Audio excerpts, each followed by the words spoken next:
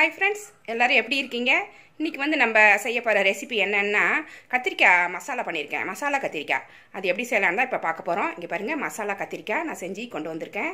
இதை எப்படி செய்யலாங்கிறது தான் இன்றைக்கி ரெசிபியை நம்ம பார்க்க போகிறோம். இந்த ரெசிபி எப்படி இருக்குன்னு பார்க்குறதுக்கு முன்னாடி நம்ம சேனலை சப்ஸ்கிரைப் பண்ணி வச்சுக்கோங்க. கூடவே இருக்கிற பெல் ஐக்கானையும் ப்ரெஸ் பண்ணி வச்சுக்கோங்க. Thank you friends. இன்றைக்கி நம்ம வந்து மசாலா கத்திரிக்காய் செய்ய போகிறோம். இந்த மசாலா கத்திரிக்காய் வந்து சைட் டிஷ்ஷாகவும் தொட்டுக்கலாம், சாப்பாட்டுக்கு கிரேவியாகவும் ஊற்றிக்கலாம். இது எப்படி செய்யலான்னு இப்போ பார்க்கலாம். மசாலா கத்திரிக்காய் பண்ணுறதுக்கு 1/2 கிலோ கத்திரிக்காய் வாங்கி வச்சுருக்கேன். நல்லா பிஞ்சு கத்திரிக்காயாக பார்த்து எடுத்துக்கோங்க. கட் பண்ணும்போது உள்ளார பூச்சி இல்லாமல் பார்த்து அதை செலக்ட் பண்ணிக்கோங்க. கட் பண்ணும்போது தெரியும். அதை பூச்சி இருந்துச்சுன்னா எடுத்து வச்சுருங்க. பூச்சி இல்லாத கத்திரிக்காயை எடுத்து நம்ம மசாலாவுக்கு யூஸ் பண்ணிக்கலாம். இது ஒரு 1/2 கிலோ கத்திரிக்காய். மசாலா கத்திரிக்காய் செய்கிறதுக்கு ஃபஸ்ட்டு நம்ம கொஞ்சமாக மசாலா வதக்கி அரைக்கணும். அதுக்காக 2 பெரிய வெங்காயம் பொடியாக கட் பண்ணி எடுத்து வச்சுருக்கேன். 2 இன்ச் அளவுக்கு இஞ்சி எடுத்து வச்சுருக்கேன். ஒரு பூண்டு உரிச்சு வச்சுருக்கேன். இது ஒரு சின்ன அளவு பூண்டு தான், அதை உரிச்சு எடுத்து வச்சுருக்கேன். இது ஒரு 10-15 பல்லு பூண்டு இருக்கும். இதை வந்து இப்போ நம்ம வதக்கிடுவோம். ஒரு பேன் சூடு பண்ணியிருக்கேன். இதில் கொஞ்சமாக நல்லெண்ணெய் ஊற்றுறேன். உங்களுக்கு சன்ஃப்ளவர் ஆயில் கூட ஊற்றிக்கலாம், கடலெண்ணெய் ஊற்றிக்கலாம். கொஞ்சமாக வதக்கிறதுக்கு தேவையான எண்ணெயை ஃபஸ்ட் நம்ம ஊற்றிக்கலாம். எண்ணெய் சூடாயிருச்சு. இது எல்லாமே இதில் போட்டுருவோம். போட்டு நல்லா வதக்கி எடுத்துடணும்.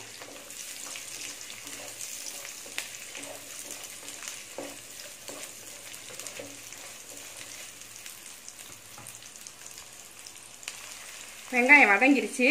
இப்போ இதுக்கு தேவையான காரப்பொடி போட்டுடலாம். தனி மிளகாத்தூள் ஒரு 2 ஸ்பூன் போடுறேன்.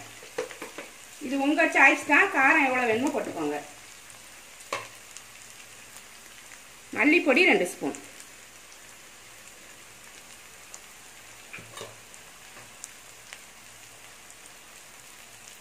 கரம் மசாலா பொடி 1/2 ஸ்பூன் போட்டுக்கிறேன் நான். மஞ்சள் பொடி ஒரு 1/4 ஸ்பூன். உப்பு மட்டும் கொஞ்சம் கம்மியாக போட்டுக்கோங்க. அப்புறம் கிரேவிக்கும் கொஞ்சம் போடுவோம், தாளிக்கும் போது கொஞ்சம் போடுவோம். இதுக்கு தகுந்த மாதிரி கொஞ்சமாக உப்பு போட்டுக்கிறேன் நான். இது எல்லாமே சேர்த்து லைட்டாக வதக்கி விட்டுருங்க. இந்த பச்சை வாசனை போகிற வரைக்கும் வதங்கினா போதும். இதை எடுத்து பேஸ்ட்டாக அரைச்சி கொண்டு வந்து வச்சுக்கணும். இதுதான் மசாலா. இதை வந்து கத்திரிக்காய்க்குள்ளே ஸ்டஃப் பண்ண போகிறோம்.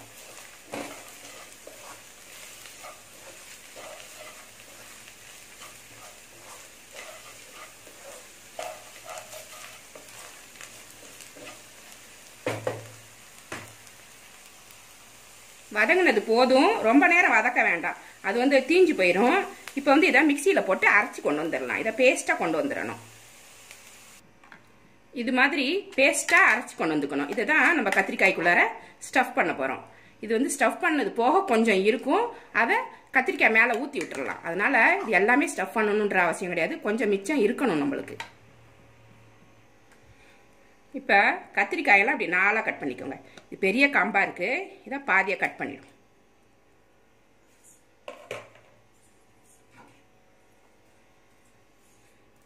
இதை அளவாக கட் பண்ணிடுங்க. இது வேண்டாம்.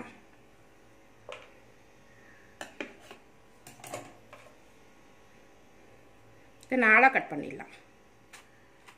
கொஞ்சம் விட்டு கட் பண்ணுங்க, கடைசி வரைக்கும் கட் பண்ண வேணாம். அது வந்து அப்புறம் பிச்சுக்கிட்டு வந்துடும். இந்த காம்புலேருந்து பிச்சுக்கிட்டு வந்துடும். உள்ளாரெல்லாம் நல்லா பூச்சிலாம் இல்லை, நல்லா தான் இருக்குது. அதை செக் பண்ணிக்கணும், இல்லைன்னா புழு இருந்துடும். பூச்சி இருந்தால் அதை யூஸ் பண்ண வேண்டாம். இது வரைக்கும் கட் பண்ணால் போதும். இந்த இடத்துல கட் பண்ண வேண்டாம். இந்த மாதிரி எல்லாத்தையுமே கட் பண்ணி எடுத்துக்கலாம்.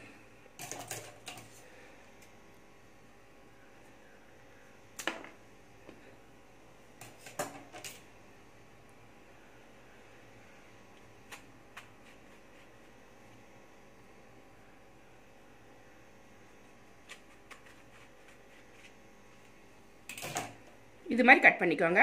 பூச்சி இல்லாமல் நல்ல கத்திரிக்காயாக பார்த்து, பிஞ்சு கத்திரிக்காயாக பார்த்து இது மாதிரி கட் பண்ணி எடுத்து வச்சுக்கோங்க. இதில் இந்த அரைச்ச பேஸ்ட்டை ஸ்டஃப் பண்ணிடலாம். இந்த பாருங்க, இந்த மாதிரி எடுத்து இதுக்குள்ளே நல்லா ஸ்டஃப் பண்ணி விட்டுரு.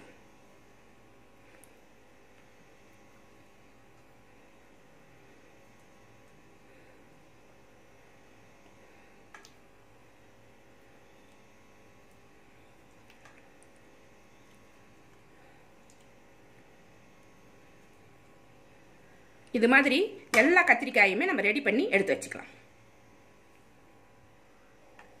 எல்லா கத்திரிக்காயுமே நல்லா மசாலாவை ஸ்டஃப் பண்ணியாச்சு. இந்த மாதிரி ஸ்டஃப் பண்ணி ரெடி பண்ணி வச்சுக்கோங்க. இதுக்கப்புறம் தான் நம்ம இதை தாளிக்க போகிறோம்.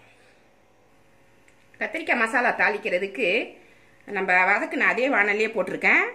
இன்னும் கொஞ்சம் நல்லெண்ணெய் ஊற்றிக்கலாம்.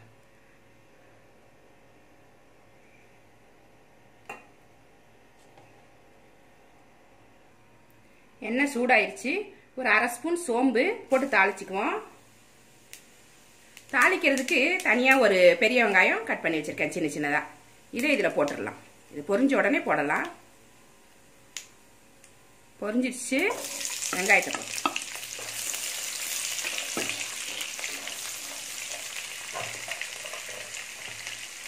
கருவேப்பிலை கொஞ்சம் போட்டு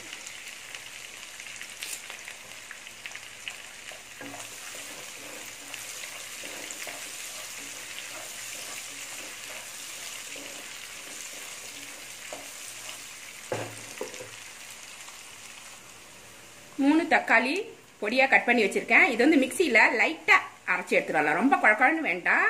கொஞ்சம் குறவரப்பாகவே இதை அரைச்சி எடுத்துட்டு வந்துடலாம். தக்காளியை இதில் ஊற்றி விட்டுருவோம்.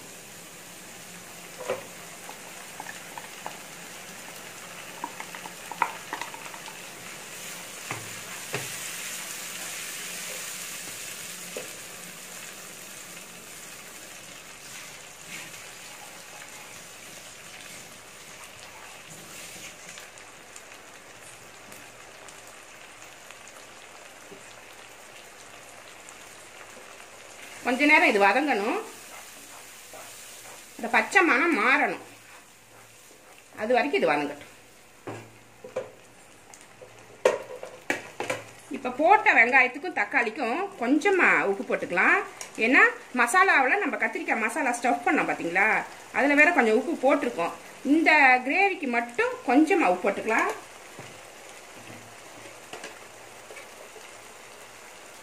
கொஞ்சமாக மிளகாய் பொடி அரை ஸ்பூன் போட்டிருக்கேன். இந்த கத்திரிக்காயெல்லாம் போட்டு மிக்ஸ் பண்ணதுக்கப்புறம் நம்ம டேஸ்ட் பண்ணி பார்த்துட்டு தேவைன்னா போட்டுக்கலாம். இப்போதைக்கு கொஞ்சமாக போடுறது தான் நல்லது. ஒரு 1/4 ஸ்பூன் மஞ்சள் பொடி.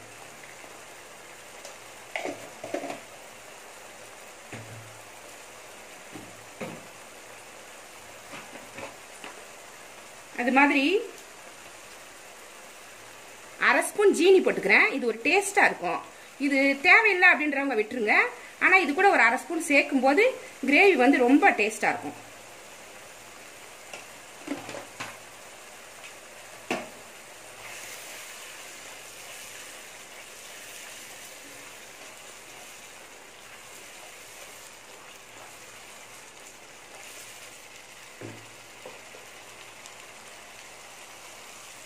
தக்காளியில நல்லா வதங்கிருச்சு. இதை பாருங்க, எண்ணெய் நல்லா பிரிஞ்சு மேலே வந்துருக்கு பாருங்க.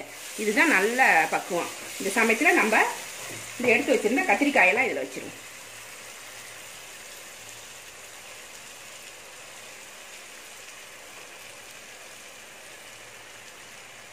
இது வேகிறதுக்குன்னு கொஞ்சமாக தண்ணி ஊற்றினா போதும். அந்த மிக்சியில் மசாலா அரைச்சோம் பார்த்தீங்களா, அந்த தண்ணியே இருக்கும். அதில் கொஞ்சமாக எடுத்து இதில் ஊற்றிக்கலாம். இந்த மசாலாவெல்லாம் இதிலே போட்டு விட்டுருங்க, வேஸ்ட்டாக போகக்கூடாது. இப்படி கொஞ்ச நேரம் இருக்கட்டும்.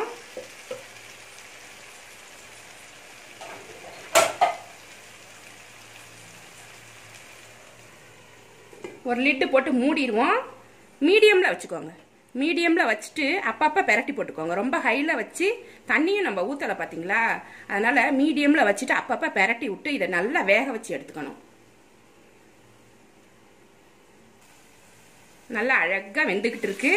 இதை நம்ம இப்போது பெரட்டி போட்டு கிளறி விட்டு அப்பப்போ இந்த மாதிரி பெரட்டி விட்டு நல்லா வேக வச்சு எடுத்துக்கணும். அப்புறம் இந்த கத்திரிக்காய் வேகும். நல்லா சாஃப்டாக வேகிற வரைக்கும் நம்ம கத்திரிக்காயை வச்சு எடுத்துக்கணும். கிரேவி வேண்டாம், அப்படியே தொட்டுக்கிட்டா போதும். சைட் டிஷ்ஷாக நாங்கள் இதை சாம்பாருக்கோ ரசத்துக்கோ தயிர் சாதத்துக்கெலாம் நல்லாயிருக்கும்.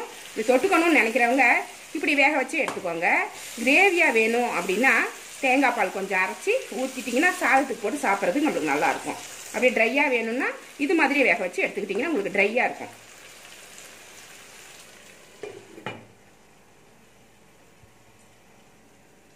கொஞ்சம் மீதி இருந்துச்சு மசாலா, அதையும் இதில் போட்டு விட்டேன். இந்த ஸ்டஃப் பண்ண மசாலா கொஞ்சம் இருந்தது, ஒரு 2 ஸ்பூன் அளவுக்கு இருக்கும். இதையும் இது கூடயே போட்டுட்டோம்னா கொஞ்சம் கிரேவி நிறையா கிடைக்கும். இது சேர்ந்தே இது வேஸ்ட் பண்ண வேண்டாம், இது மாதிரி கொட்டி விட்டுருங்க. அதுலேயே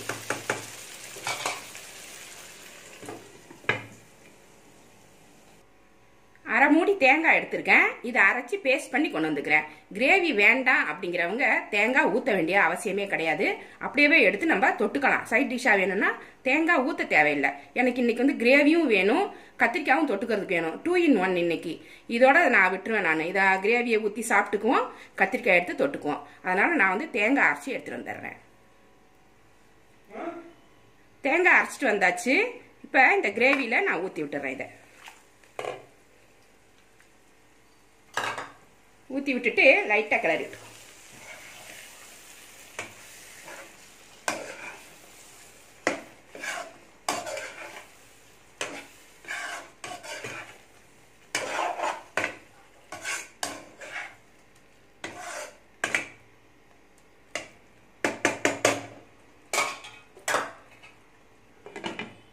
இது கொஞ்சம் நேரம் வேகணும், அப்புறம் ரெடி ஆயிடும்.